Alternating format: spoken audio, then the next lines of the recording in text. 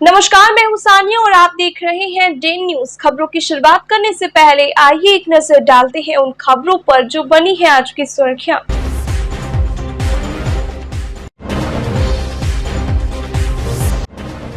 बेटी के love marriage पर भड़का मां का आक्रोश, दामाद को जला दिया जिंदा, पूरे इलाके में मचा कोहराम।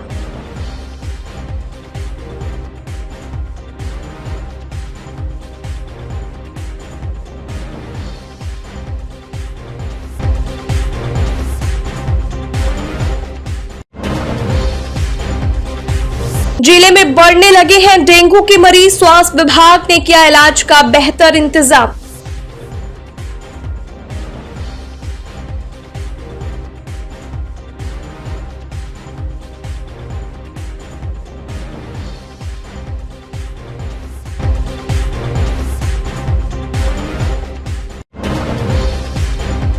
और मुजफ्फरपुर में है भोलेनाथ का रहस्यमय मंदिर, उफनती नदियां करती है जलाभिषेक, दर्शन मात्र से पूर्ण होती है मनोकामनाएं।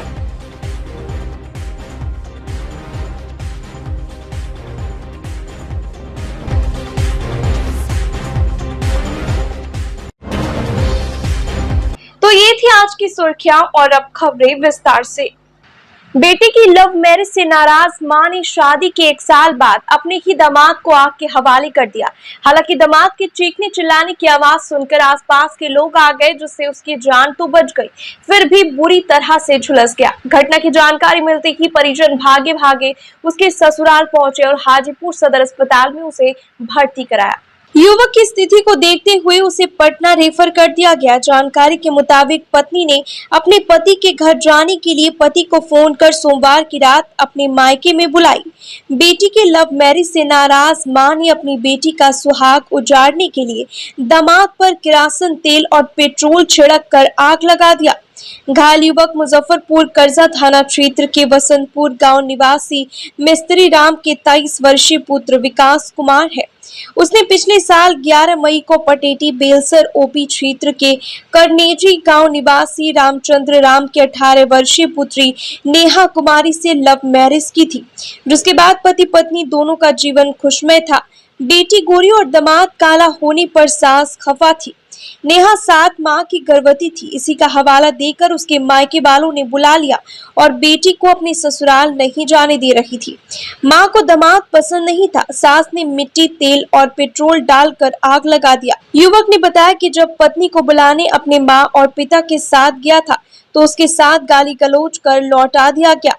पत्नी के बुलाने पर दोबारा सोमवार की शाम को ससुराल गया था।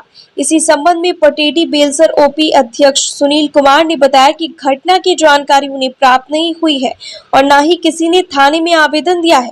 उन्होंने कहा कि घटना रात में हुई होगी, जिसके कारण लोग आनन फानन में इलाज में चले गए होंगे। आवेदन प्राप्त होने पर कार्रवाई की जाएगी। कहाँ गए थे? ससुराल। तो क्या हुआ था वहाँ पे लड़ाई हुआ सास ससुर। तो फिर हम चले गए, फिर फोन करके बुलाई मेरी वाइफ कि आइए चलते हैं। गए, बैठे, मिट्टी तेल पटा के पेट्रोल पटा के लगा दिया। आग कौन लगा दिया? सास। अच्छा, क्यों लगा दी थी आग? क्या पता, क्या बोल रही थी? उसको हम पसंद नहीं। सास को? हाँ। कैसे शादी किए थे? हाँ, कैसे शादी किए थे? शादी तो लव मैरिज किए थे। कब किए थे? 2022 5वां महीना 11 मई को। शादी के कितने दिन के बाद गए थे ससुराल? आज हुआ। मतलब शादी के पहला बार गए थे आज? ना, आते जाते थे। हमको पानी पिला दीजिए तब। मुजफ्फरपुर जिले में भी डेंगू का प्रकोप शुरू हो गया है। आए दिन मलेरिया, डेंगू और चिकनगुनिया के मरीज मिल रहे हैं। मंगलवार को डेंगू का एक संभावित मरीज को एसकेएमसीएच में भर्ती कराया गया। जांच के लिए ब्लड का सैंपल भेजा गया है। जिले के विभिन्न क्षेत्रों से डेंगू के मरीज मिल रहे हैं। सिविल सर्जन डॉक्टर यूशी शर्मा ने बताया कि एसकेएमसीएच में डेंगू के मरीजों के लिए इलाज की अलग से व्यवस्था की गई है। दवा और जांच की निःशुल्क सुविधा उपलब्ध है। साथ ही जल जमाव वाले क्षेत्रों में टेमोफॉल दवा का छिड़काव कराया जा रहा है। डेंगू के लिए जहाँ जहाँ जल जमा वाला जगह है वहाँ पर टेमीफॉस का स्प्रे कराया जा रहा है। और केस जो कंफर्म हुआ उसके पेरीफेरी में फॉगिंग का हो रहा है। आजकल में फॉगिंग नगर निगम को लिखा गया है, नगर निगम की तरफ से शहरी क्षेत्र में नगर निगम को करना है, देहाती क्षेत्र में दूसरा व्यवस्था कराया जा रहा है। मैलाथियन का फॉगिंग कराया जा रहा है। लार्विसाइडर के रूप में उसका दिया जाता है टेमीफॉस का, और मच्छर एडल्ट मच्छर होता है उसके लिए ये जो है मैलाथियन का फॉगिंग कराया जाता है। जल जमाव वाले क्षेत्र में, हाँ, जल जमाव वाले में भी टेमीफॉस का। मुजफ्फरपुर के बोचा राघो मझोली गांव के बीएसएफ जवान रवि रंजन भारत बांग्लादेश सीमा के चकलागाछ में ड्यूटी के दौरान शनिवार को नदी में डूबने से शहीद हो गए। इसकी सूचना मिलते ही स्वजनों में कोहराम मच गया। सोमवार को पार्थिव शरीर गांव पहुंचा, जिसे देखने के लिए हजारों की भीड़ जुट गई। ग्रामीणों ने बताया कि रवि रंजन बीएसएफ के भारत बांग्लादेश सीमा पर किशनगंज हेडक्वार्टर में 17वीं बटालियन में पोस्टेड थे। वर्तमान में वे चकलागाछ में थे। रविवार को मुख्यालय की ओर से उनके घर पर सूचना आई कि पैर फिसलने से नदी में गिरकर डूब गए। शव आते पूरे गांव में मातम छा गया। 3 भाइयों में सबसे छोटे रवि रंजन के पिता उमेश प्रसाद सिंह का निधन हो चुका है। मां कृष्णा देवी जीवित है। वे करीब 28 साल से बीएसएफ में तैनात थे। परिवार में पत्नी ऋचा कुमारी और 2 पुत्रियां दिव्या और प्रगति के अलावा एक पुत्र शुभम है। बच्चे अभी पढ़ाई कर रहे हैं। पुत्र शुभम कुमार ने मुखाग्नि दी।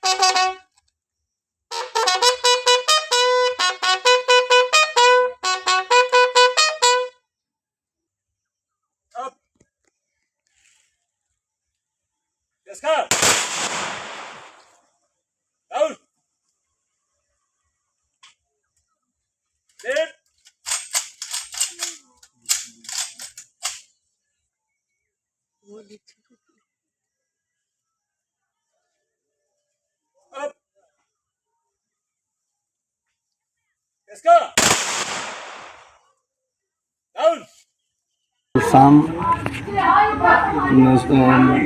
सीओ का फोन आया जी, आपका भाई नागर नदी में पाँव फिसलने से गिर गए और आप लोग आना चाहते हैं तो जल्दी आइए। हमारे बड़े भाई राजीव रंजन, उनकी पत्नी, ये जो डेथ किए हैं उनका पत्नी, उनका लड़का, ये सभी लोग और बगल के लोग सभी लोग गए हैं। वहाँ से आज उनका सब लाया जाएगा। किस विभाग में ड्यूटी कर रहे थे? बीएसएफ में। बीएसएफ में किस पद पर थे? हवलदार के पोस्ट पर थे। और सब कितने बजे तक आएगा, बताया गया है कुछ जानकारी? नहीं, ये जानकारी नहीं दिया गया है कितने बजे आएगा, लेकिन आज सब आ जाएगा। मृतक का क्या नाम है? रवि रंजन। रवि रंजन। और उनका घर कहाँ हुआ? राघो मझौली। राघो मझौली। मुजफ्फरपुर के कटरा धनोर पंचायत के मुखिया पर मुख्यमंत्री आवास दिलाने के नाम पर ठगी करने का आरोप लगा है। युवा जदयू के प्रखंड उपाध्यक्ष आलोक रंजन के नेतृत्व में दर्जनों जदयू नेताओं ने मंगलवार को जिलाधिकारी को ज्ञापन सौंप मुखिया पर कार्रवाई करने की मांग की है। आलोक रंजन ने कहा कि मुखिया देवेंद्र पासवान मुख्यमंत्री आवास का प्रलोभन देकर कई परिवार से 3-3 हजार रुपए की ठगी की है।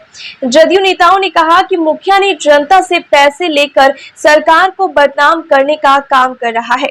युवा जदयू नेता ने कहा कि अगर जिलाधिकारी कार्रवाई नहीं करेंगे तो मुख्यमंत्री के जनता दरबार में जाकर शिकायत की जाएगी। मौके पर राम बाबू ठाकुर, सोनू कुमार, कुणाल सिंह, गोलू कुमार मौजूद रहे। अभी मुख्यमंत्री आवास योजना का जो माननीय मुख्यमंत्री जी द्वारा घोषणा किया गया, इसलिए पंचायत में भ्रष्टाचार मतलब छाया हुआ। माननीय मुख्यमंत्री जी को हमेशा दिखाने को चाह रहा है कि जो ये भ्रष्ट सरकार है, हर घर से 2000-3000 तक की लूट किया जा रहा है। इसलिए हम लोग डीएम साहब को ज्ञापन दिए हैं और हम प्रखंड अध्यक्ष युवा जदयू के हैं। और हमारा फर्ज है कि माननीय मुख्यमंत्री जी का काम को ज़मीन पे उतारना, न कि मुखिया का भेंट चढ़ाना। इसलिए हम लोग डीएम साहब को आवेदन दिए हैं और एक आवेदन माननीय मुख्यमंत्री जी के भी पास जाएंगे और कहेंगे कि यहाँ पंचायत लेवल में आपके नाम को बदनाम करके मुखिया द्वारा लूटने की कोशिश किया जाता है। पर परिवार से 1000 से लेकर 3000 तक की लूट किया जाता है। कहाँ का मामला है? जी, कहाँ का मामला है? ये मामला हमारे धनौर पंचायत का है, कटरा प्रखंड के धनौर पंचायत का है। वहीं हमारे पड़ोस का पंचायत सिदासपुर है, वो सोनपुर है, वहाँ 1 रुपये का लूट नहीं हो रहा है और धनौर में अनाधुन लूट हो रही है। इसलिए हमें अभी आलोक जी द्वारा पता चला है, तो हम आलोक जी को आवेदक बना के हम डीएम साहब से मिले हैं और डीएम साहब से मिलने के बाद कार्रवाई की मांग की है। कार्रवाई देखेंगे कैसा क्या होता है, उसके बाद जनता दरबार माननीय मुख्यमंत्री जी के पास जाएंगे। धरती पर भगवान भोलेनाथ के लाखों मंदिर है। भगवान शिव के प्रसिद्ध मंदिरों में केदारनाथ, सोमनाथ, काशी विश्वनाथ, वैद्यनाथ, अमरनाथ, लिंगराज में रोजाना शिव भक्तों का जनसैलाब उमड़ता है। ऐसे प्रत्येक मंदिर अपने अपने इतिहास के लिए प्रसिद्ध है। वहीं भगवान शिव के कुछ ऐसे मंदिर भी हैं जिनके बारे में लोगों को पता नहीं। आज हम ऐसे ही एक मंदिर के बारे में बताने जा रहे हैं जिसकी खासियत यह है कि यहाँ भोलेनाथ का जलाभिषेक साल के 6 माह 24 घंटे जलाभिषेक होता रहता है। और ये जलाभिषेक कोई शिव भक्त नहीं बल्कि उफनाती हुई 2 नदियां करती है। महादेव का ये मंदिर धरणेश्वर नाथ मंदिर के नाम से बिहार के मुजफ्फरपुर शहर से 40 किलोमीटर दूर कटरा और धनौर के बीच स्थित है। वर्षों से सावन माह की शुरुआत से ही इस मंदिर में भगवान भोलेनाथ का जलाभिषेक निरंतर होता चला रहा है। 2 नदियां बागमती और लखनदेई जिसका संगम कटरा में होता है। सावन में बागमती नदी का जलस्तर बढ़ने के बाद लोगों के दर्शन पर पूरी तरह से रोक लग जाती है। मंदिर तक पहुंचने में काफी कठिनाइयों का सामना करना पड़ता है। जनवरी से सावन के पहले तक मंदिर में श्रद्धालुओं का तांता लगा रहता है। लोग दूर दूर से यहाँ पूजा करने आते हैं। भक्त मानते हैं कि यहाँ सच्चे दिल से मांगी गई मुराद सदैव पूरी होती है। श्रद्धालुओं का कहना है कि बाबा धरणेश्वर नाथ मंदिर में जो कोई भक्त भगवान के इस अद्भुत रूप के दर्शन कर लेता है उसकी हर मनोकामना पूरी हो जाती है। ग्रामीण बताते हैं कि रामायण काल से यह मंदिर बागमती नदी के बीच धारा के बीच स्थित है। ये इलाका बाढ़ग्रस्त है। सैकड़ों घर तहस नहस हो जाते, कई पुल ध्वस्त हो जाते हैं, लेकिन प्रलयकारी बाढ़ भी कभी इस मंदिर का बाल बांका नहीं कर पाया। मंदिर के पुजारी शंकर सिंह दानी बताते हैं कि बचपन से ही महादेव मंदिर की पूजा अर्चना करते आ रहे हैं। नदी के बीच धारा में स्थित इस मंदिर को लोगों ने दूसरी जगह स्थापित करने का निर्णय लिया, लेकिन सब व्यर्थ गया। जब से बच्चा थे उस समय से आते हैं। छोट मंदिर था, पहले कटरा के सन्यासी यहाँ रहबो करते थे, मगर अब वो नहीं आते हैं पूजा वूजा करने, तो हम पूजा जहाँ तक पार लगता है बाबा को करते हैं। पहले छोट मंदिर था तो वो गिर गया। इसके बाद हमारे गांव का बुजुर्ग आदमी सब चाहे कोड़ के उस पार ले जाए, मगर बाबा उसमें सफल नहीं दिए। जितना कोड़े उतना विशाल रूप हो गए, तो फिर घी से मालिश करके कल जोड़ के और फिर ये मंदिर का बड़ा निर्माण हुआ गांव का समाज के अथी से। इसके बाद यहाँ से जो लोग यहाँ आते हैं पूजा पाठ करते हैं और बाबा 6 महीना जलसैन में रहते हैं और नाव से जहाँ तक हमको बनता है हम सेवा देते हैं। बागमती तो ज्वारी है। जब बरसात आगाड़ी हुआ तो नेपाल पानी छोड़ा तो बहुत पानी हो जाता है, कभी सुखाड़ भी होता है, मगर 6 महीना तो बाबा एकदम जलसैन में रहते हैं। दूसरा मंदिर घर रहता अगर किसी का तो ये गिरा देता बागमती, मगर भोलेनाथ तो स्वयं दूसरा को रक्षा करते हैं, तो इनको कौन डुलाएगा। तो जलाभिषेक कौन करता है अभी बाढ़ के दिनों में? अभी बाबा ही करते हैं, भोलेनाथ। बागमती नदी, बागमती, हाँ, गंगा मैया। सर्वप्रथम तो इनके ही नाम से जो धनौर है उसका नाम है। बाबा धनेश्वर नाथ धाम मंदिर है जो बहुत ही पुरातन है। हमारे जो पूर्वज हैं, मतलब उनमें से किन्हीं को ये पता नहीं है कि कब से यह मंदिर है। पूर्व में छोटा मंदिर हुआ करता था, बाद में आकर के ग्रामवासियों ने सामाजिक सहयोग से इस मंदिर का निर्माण करवाया। साथ ही मंदिर की खूबी है कि बहुत बार लोगों ने प्रयास किया कि बागमती के तट पे बाबा अवस्थित हैं, यदि यह उस पार चले जाएं तो पूजा अर्चना में सुविधा होगी। लोगों ने प्रयास किया जो शिवलिंग है उसको उस पार ले जाने का, लेकिन जो गड्ढा किया गया तो जितने अंदर गहराई में जाया गया, जितना गहरा किया गया, उतनी मोटाई शिवलिंग की बढ़ती गई। तो मुझे लगता है कि ये तो स्वयंभू शिवलिंग है, स्वतः यहाँ प्रकट हुए शिवलिंग है। मानता है लोग आते हैं श्रद्धा भक्ति भाव से यहाँ पूजा पाठ करते हैं और मनोकामना पूर्ण होती है। हाँ, बाढ़ हो या कोई भी विकराल, अभी तो कम पानी है, विकराल से विकराल बाढ़ आया है, न मंदिर को कुछ बिगाड़ पाया, न शिवलिंग की क्षति हो पाई। हाँ, अगल बगल का जो मिट्टी है उसका कटाव हो जाता है। बाबा जहाँ हैं वहाँ पूर्णतः अवस्थित है। 6 महीने तक बाबा जल शयन करते हैं, उसके बाद पुनः यही दानी भाई हैं जो यहाँ पे पूजा पाठ करते हैं।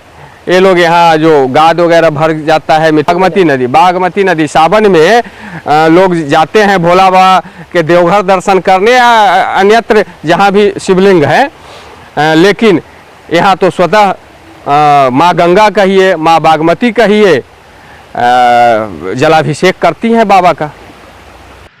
सावन की पहली सोमवारी पर मुजफ्फरपुर के बाबा गरीबनाथ का फूलों से महाश्रृंगार किया गया। श्रृंगार और महाआरती के दौरान हर हर महादेव के जयकारे से बाबा नगरी गूंज उठा। कोलकाता और अन्य जगहों से मंगाई गई विशेष फूलों से बाबा का महाश्रृंगार कर विशेष भोग लगाई गई। मंदिर के प्रधान पुजारी विनय पाठक ने बताया कि गरीबनाथ का श्रृंगार हर सोमवारी को अलग अलग ढंग से होता है। पहली सोमवारी को फूल, दूसरी सोमवारी को चावल, तीसरी को फल और चौथी सोमवारी को पान के पत्ता से महाश्रृंगार होता है। उन्होंने बताया कि पूर्णिमा के दिन बर्फ से शिवलिंग बनाया जाता है। जो श्रद्धालु अमरनाथ नहीं जा पाते हैं वो यहाँ बाबा को इस रूप से देख सकते हैं, लेकिन इस बार 8 सोमवारी है, इसलिए बाकी 4 सोमवारी पर क्या किया जाए इस पर विचार किया जाएगा। मंदिर के पुजारी अभिषेक पाठक ने बताया कि सावन की पहली सोमवारी के उपलक्ष्य में फूल, पान का पत्ता और भांग से बाबा गरीबनाथ का महाश्रृंगार हुआ है। जूही का फूल बंगलौर से मंगाए गए हैं। रजनीगंधा और गुलाब कोलकाता से मंगवाया गया है।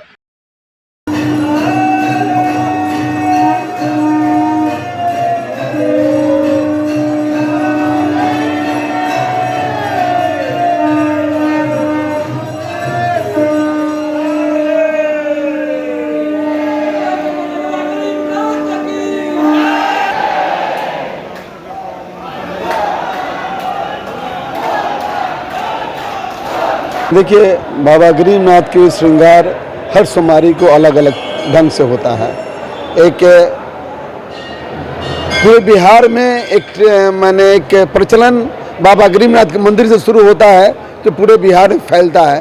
पहले बाबा बैद्यनाथ से होता था, बाबा गरीबनाथ से होता है। इसके पहले सोमवारी को फूल से, दूसरे सोमवारी को चावल से, तीसरे सोमवारी को फल से, चौथे सोमवारी को पान के पत्ता से, पूर्णिमा के दिन बर्फ के श्रृंगार से, बर्फ से शिवलिंग बनाया जाता है। जो आदमी आप अमरनाथ नहीं जा पाते हैं तो कम से कम बाबा के गरीबनाथ के दरबार में अमरनाथ के स्वरूप में देख सकते हैं बाबा के बर्फ श्रृंगार। लेकिन इस बार 8 सोमवारी है तो 4 और क्या क्या हम लोग करें इस पर हम लोग विचार करेंगे। ये तो पहले से फिक्स है।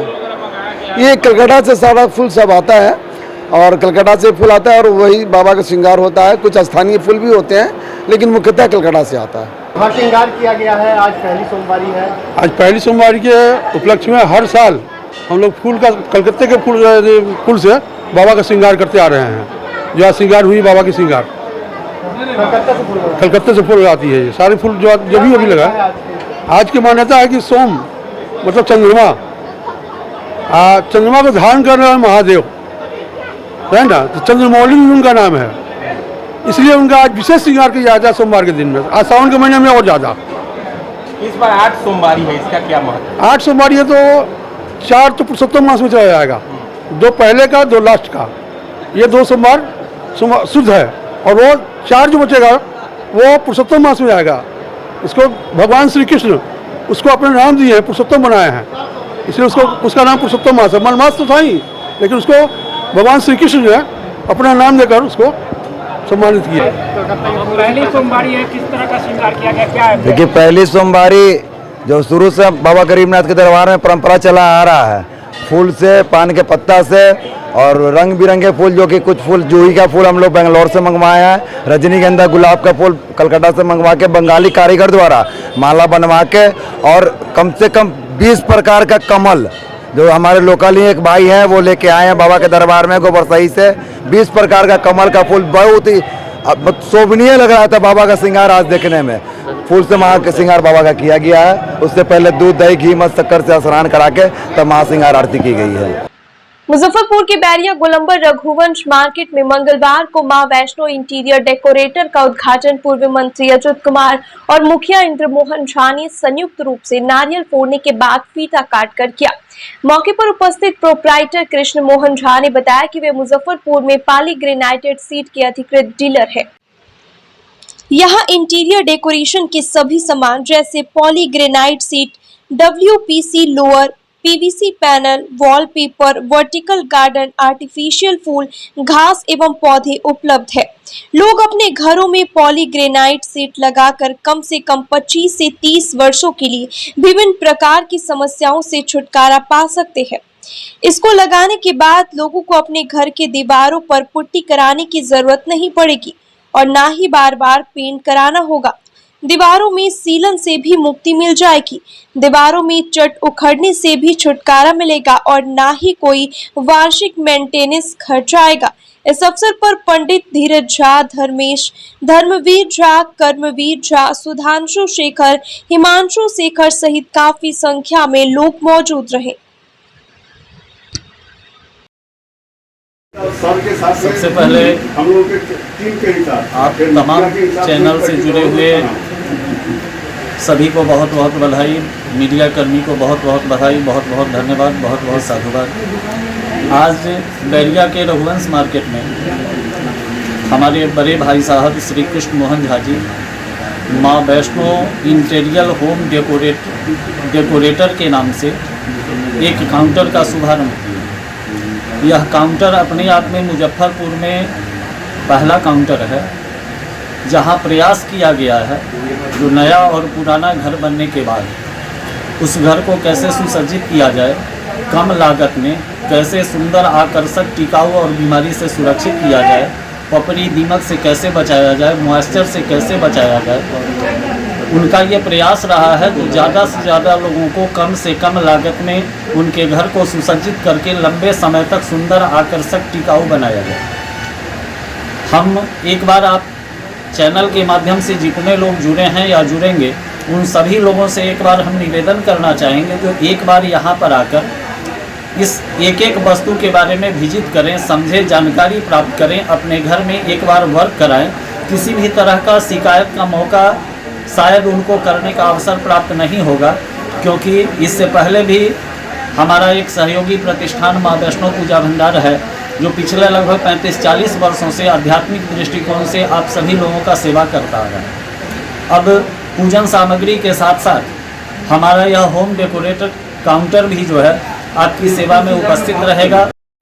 देखिए, आज मुजफ्फरपुर के बैरिया में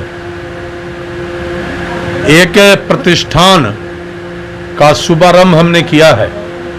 इस प्रतिष्ठान में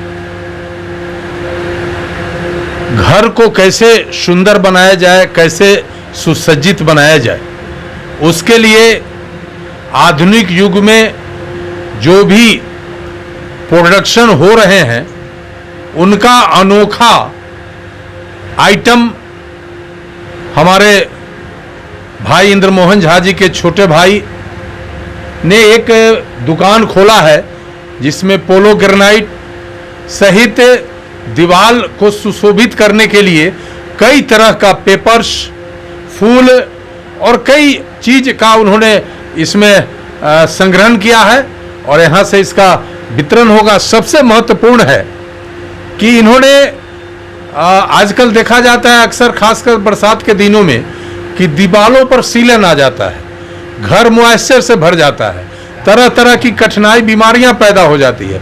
वैसे में इनके पास जो पोलो सीट है और कई तरह के और सीट्स हैं जो आधुनिक सीट्स हैं, उसको दीवार पर चिपका देने से न केवल सीलन से निजात होता है बल्कि घर भी ऑर्डर में रहता है और घर बहुत ही सुंदर दिखता है, सुसज्जित दिखता है।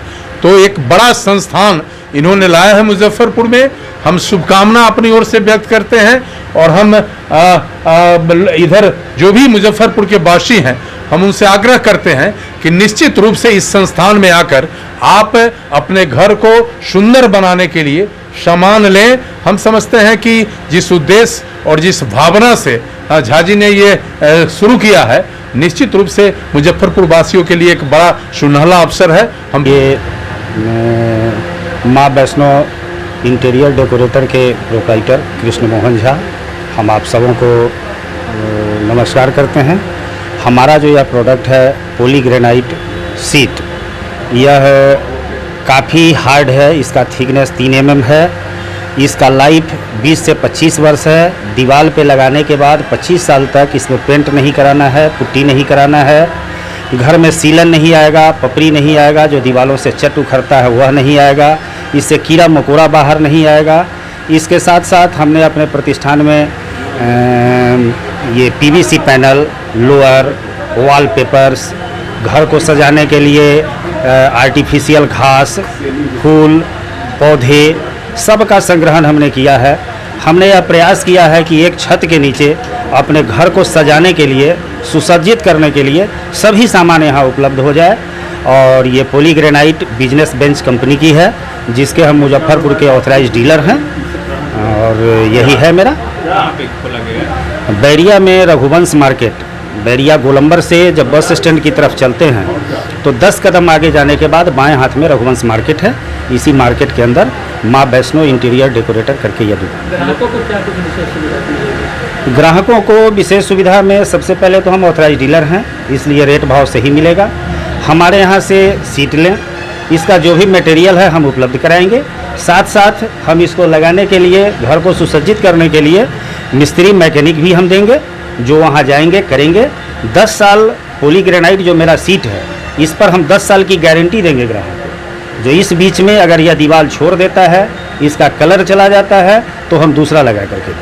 मंगलवार को स्वच्छता पखवाड़ा के पहले दिन मुजफ्फरपुर के राष्ट्रीय सांख्यिकी कार्यालय की ओर से सिकंदरपुर स्टेडियम से नमामि गंगे घाट तक जन जागरूकता रैली निकाली गई। इस दौरान स्वच्छता का संकल्प लेकर सीढ़ी घाट के आसपास साफ सफाई की गई और पौधारोपण कर लोगों को स्वच्छता के प्रति जागरूक किया गया।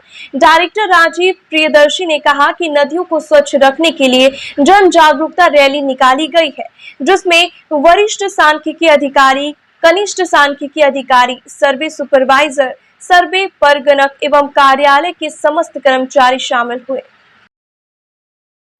भारत सरकार के निर्देशानुसार हमारी मिनिस्ट्री 1 जुलाई से 15 जुलाई के बीच स्वच्छता पखवाड़ा का आयोजन हम लोगों को हमारी मिनिस्ट्री के द्वारा मिला था, और जिसके तहत हमने गवर्नमेंट ऑफ इंडिया के फ्लैगशिप प्रोग्राम नमामि गंगे का चयन किया।